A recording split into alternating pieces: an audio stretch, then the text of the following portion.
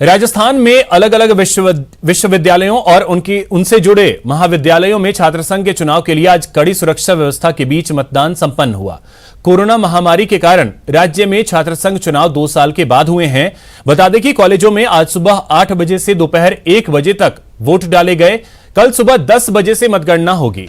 Voting के दौरान अलग अलग जगहों पर हंगामा भी देखने को मिला। छात्र नेता आपस में ही उलझते नजर आए। 10 जगहों की तस्वीरें आपके टीवी स्क्रीन पर हैं। जोधपुर, भरतपुर, अजमेर, झुंझुनू, अलवर, पोखरण, सवाई माधोपुर, बाड़मेर, डूंगरपुर और कोटपूतली की ये तस्वीरें, जहां पर छात्र वोट डालने के लिए पहुंचे।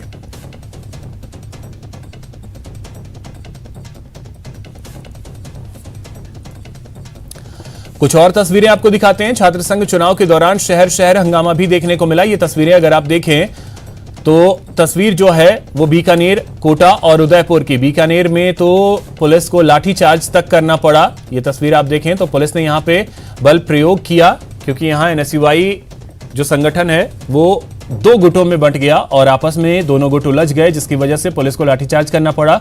कोटा में छात्रों ने जमकर हंगामा किया और यहां पर बाइक हाथों में उठाकर स्टंट करते हुए छात्र जो है वो नजर आए। और तीसरी तस्वीर उदयपुर की है, जहां पर विधायक प्रीति शक्तावत पहुंच गई, जिसके बाद यहां पर जमकर हंगामा देखने को मिला।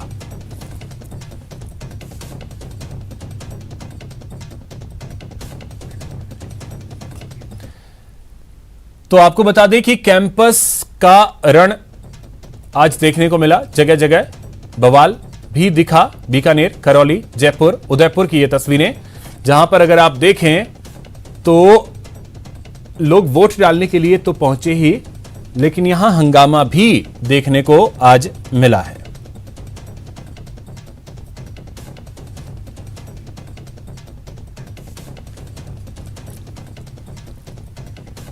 वही तस्वीरें आपको कुछ और दिखाते हैं कि आज वोटिंग के दौरान किस तरीके का नजारा देखने को मिला, कि आखिर वोट के लिए जो प्रत्याशी हैं वो क्या क्या कर सकते हैं। तो आप तस्वीर देखें, राजधानी जयपुर की तस्वीर, भरतपुर, करौली और अजमेर। हाथ जोड़े, पैर पड़े, दंडवत किया और सभी वोटर्स को अपने पक्ष में करने की तमाम जुगत जो है प्रत्याशी वो करते नजर आए। यानी वोट के लिए कुछ भी करेगा।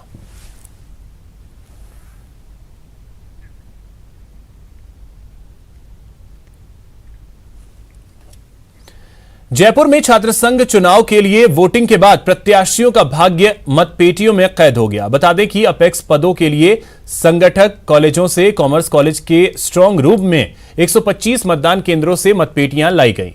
वहीं स्ट्रांग रूम में मतपेटियों को रखने के बाद स्ट्रांग रूम पुलिस के जवानों की सुरक्षा के बीच है। साथ ही सीसीटीवी कैमरे से भी इसकी निगरानी की जा रही है।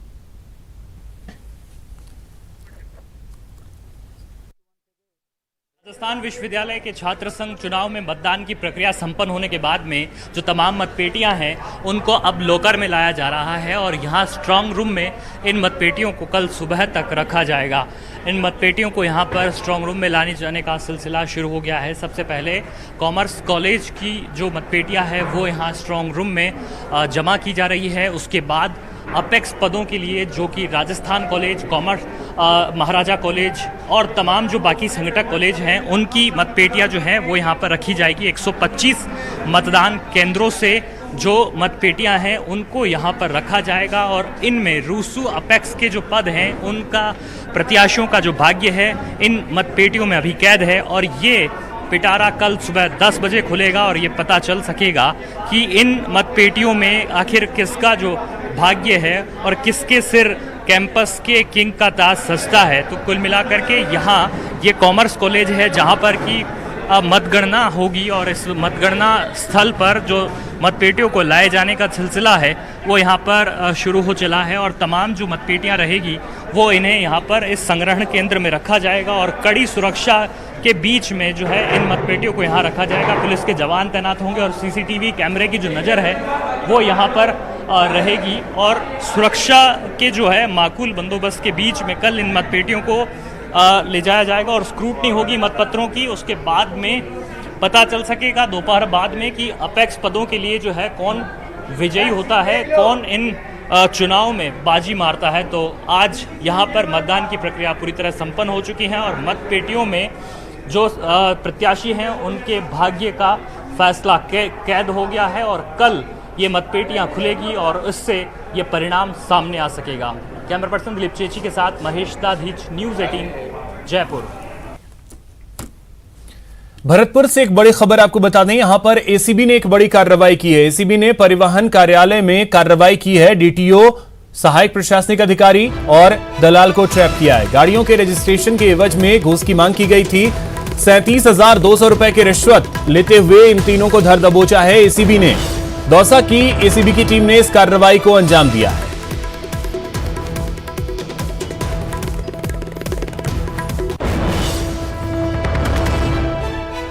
तो एसीबी ने धर दबोचा है 3 लोगों को, जिसमें डीटीओ, सहायक प्रशासनिक अधिकारी और दलाल।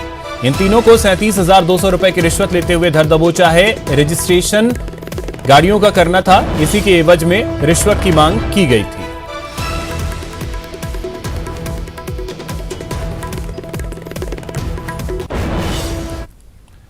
पाली के सोजत उपखंड के बगड़ी गांव के राजकीय उच्च माध्यमिक विद्यालय के एक शिक्षक ने दलित छात्र के साथ बेरहमी से मारपीट की, जिससे उसके शरीर पर गंभीर चोटें आई हैं। परिजनों ने उसे अस्पताल में भर्ती करवाया, जहां उसका इलाज चल रहा है।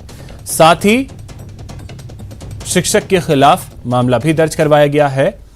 पुलिस ने शिक्षक को हिरासत में ले लिया है और शिक्षा विभाग ने आरोपी शिक्षक को निलंबित कर दिया है।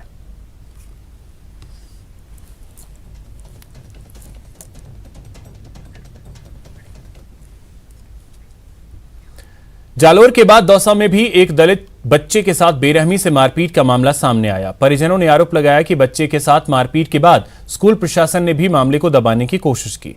पुलिस ने भी मुकदमा दर्ज कर लिया है। घटना के करीब 19 दिन बाद इस मामले में मुकदमा दर्ज हो पाया है।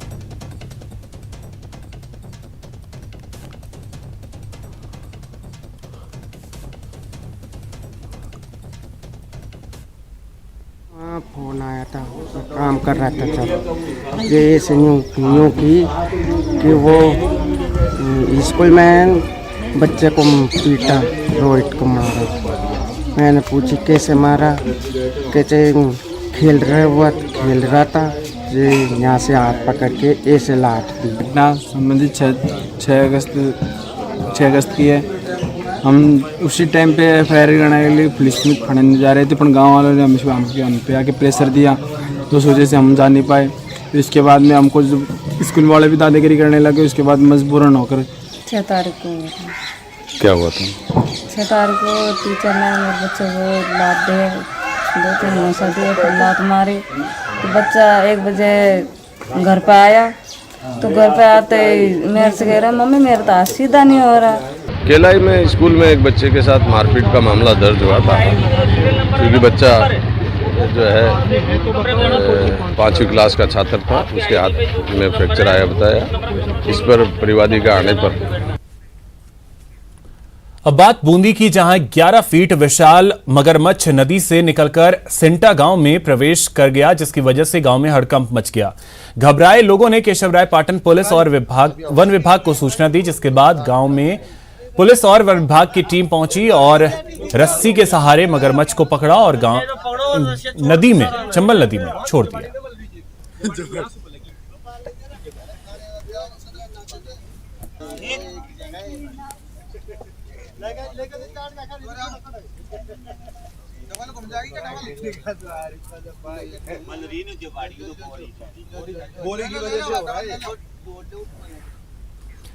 बूंदी शहर में नगर परिषद प्रशासन के उदासीन रवैये के चलते क्षतिग्रस्त हो रही सड़कों के विरोध में सड़कों पर उतरे भाजपा कार्यकर्ताओं ने सिलोर रोड पर जाम लगाकर विरोध जताया।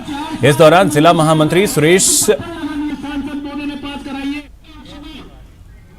अग्वालौर, नेता प्रतिपक्ष मुकेश माधवानी के नेतृत्व में सिलोर रोड पहुंचे और भाजपा कार्यकर्ताओं ने क्षतिग्रस्त सड़क के पास रोड जाम कर नगर परिषद प्रशासन के खिलाफ नारेबाजी की।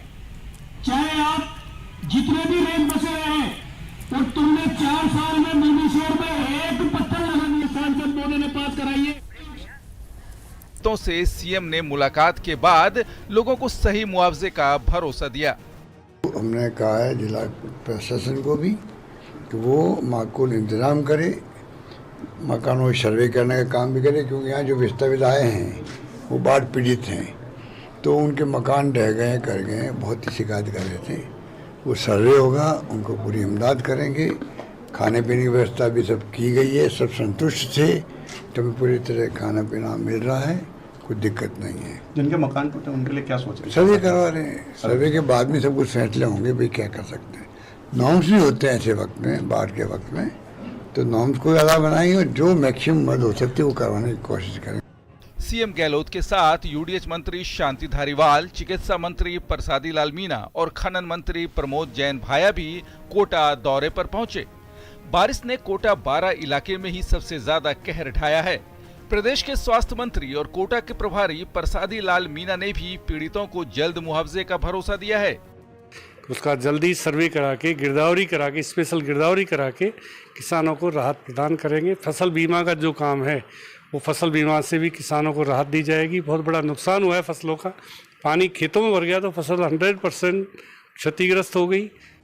वहीं पूर्व मुख्यमंत्री वसुंधरा राजे ने झालावाड़ में प्रभावित क्षेत्रों का हवाई सर्वेक्षण किया। इस दौरान सांसद दुष्यंत सिंह भी उनके साथ मौजूद रहे। जहां मैं गई हूँ कई इलाके के अंदर बिल्कुल ही फसल नष्ट हो गया है और कईयों के घर भी नष्ट हो गए हैं, वो भी ऊपर से दिखाई दे रहा था। मुआवजे का इंतजाम करेंगे तो बहुत जल्दी, जितने जल्दी हो सके वो मुआवजा देने का काम करें, ताकि वो जो लोग जो बेघर हो गए हैं, जिनकी फसल बिल्कुल नष्ट हो गई है, उनको कुछ तो राहत मिलेगी। बारिश की बर्बादी के बाद अब आरोपों का दौर भी शुरू हो चुका है। उपनेता प्रतिपक्ष गुलाबचंद कटारिया ने मुआवजे को लेकर सरकार की नीति साफ न होने पर निशाना साधा है। हजारों करोड़ रुपया इस आपदा राहत में पड़ा है। इस संकट के समय में सरकार अगर एक्टिव रहती, मुख्यमंत्री जी दिल्ली घूम रहे हैं और हमारे मंत्री जी कहीं गुजरात में घूम रहे हैं, तो सब कौन कहाँ है? सचिवालय, ये सिविल लाइन में मैं रहता हूँ तो मुझे लगता है कि इससे तो कागले उड़ते जैसे लगते हैं। राजस्थान में बारिश वाली बर्बादी सामान्य घटना तो नहीं है, लेकिन पिछले कई सालों बाद राजस्थान में तेज बारिश ने प्रदेश का हाल बेहाल किया। सैकड़ों लोगों के सिर से छत छिन गई तो हजारों लोगों के सामने खाने का संकट पैदा हो गया। Bureau report, news 18 Rajasthan.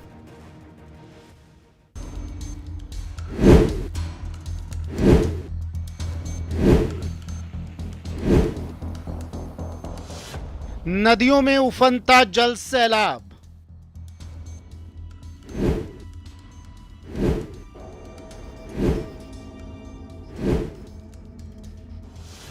गांव-गांव तक पहुंचा बाढ़ का पानी।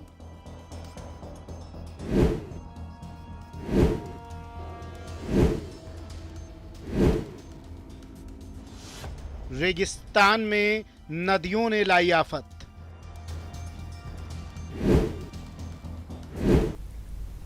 ब्रेक के बाद आपका स्वागत है। गुलाम नबी आजाद के इस्तीफे के बाद कांग्रेस नेता जयराम रमेश ने आजाद पर हमला बोला। जयराम रमेश ने ट्वीट कर लिखा कि जिस व्यक्ति को कांग्रेस नेतृत्व ने सबसे अधिक सम्मान दिया है, उसी पर व्यक्तिगत हमला कर आजाद ने धोखा दिया, जिससे उनका असली चरित्र सामने आ गया।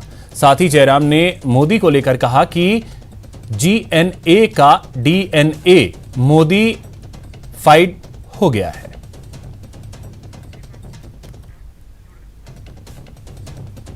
तो गुलाम नबी आजाद ने इस्तीफा दिया पार्टी से। उन्होंने सोनिया गांधी को 5 पन्नों की एक चिट्ठी लिखी और उसके बाद अब देखिए हमले तेज हो गए गुलाम नबी आजाद पर।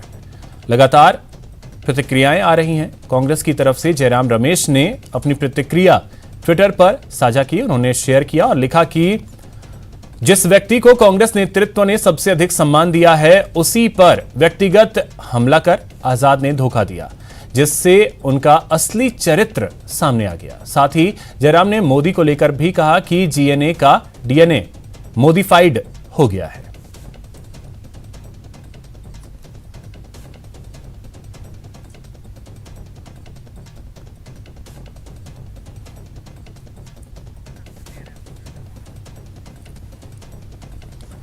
तो आज ही गुलाम नबी आजाद ने कांग्रेस की प्राथमिक सदस्यता और बाकी जो भी जिम्मेदारियां उन्हें कांग्रेस में मिली थी उन सभी से खुद को मुक्त करवा लिया।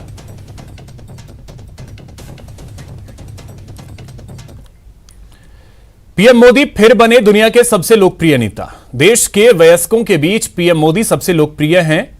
यूएस फर्म के सर्वे में बाइडेन को उन्होंने पीछे छोड़ दिया।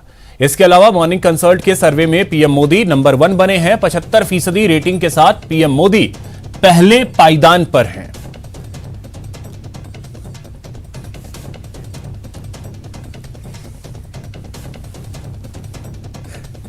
तो आपको बता दें कि प्रधानमंत्री नरेंद्र मोदी दुनिया के सबसे लोकप्रिय नेता हैं। ये एक बार फिर से ऐसा हुआ है। देश के वयस्कों के बीच सबसे लोकप्रिय हैं। मॉर्निंग कंसल्ट के एक सर्वे में 75% के साथ वो पहले पायदान पर हैं। जो 75% की रेटिंग उन्हें मिली है वो सबसे ज्यादा है। देश में सबसे ज्यादा लोकप्रिय, दुनिया में सबसे ज्यादा लोकप्रिय नेता प्रधानमंत्री नरेंद्र मोदी। नई दिल्ली में आयोजित तीसरे डिजिटेक कॉन्क्लेव 2022 में राजस्थान को आईओटी आधारित smart water supply monitoring system लगाने के लिए जलदाय मंत्री महेश जोशी को अवार्ड से सम्मानित किया गया। इस दौरान जन स्वास्थ्य अभियांत्रिकी मंत्री महेश जोशी ने कहा कि राजस्थान जैसे प्रदेश की विषम भौगोलिक परिस्थितियों के कारण पेयजल प्रबंधन के क्षेत्र में प्रदेश को कई चुनौतियों का सामना करना पड़ता है। देश में पहली बार राजस्थान सरकार द्वारा 1,33,00,000 परिवार की महिला मुखिया के हाथ में स्मार्टफोन देकर उन्हें डिजिटल क्रांति से जोड़ा जाएगा।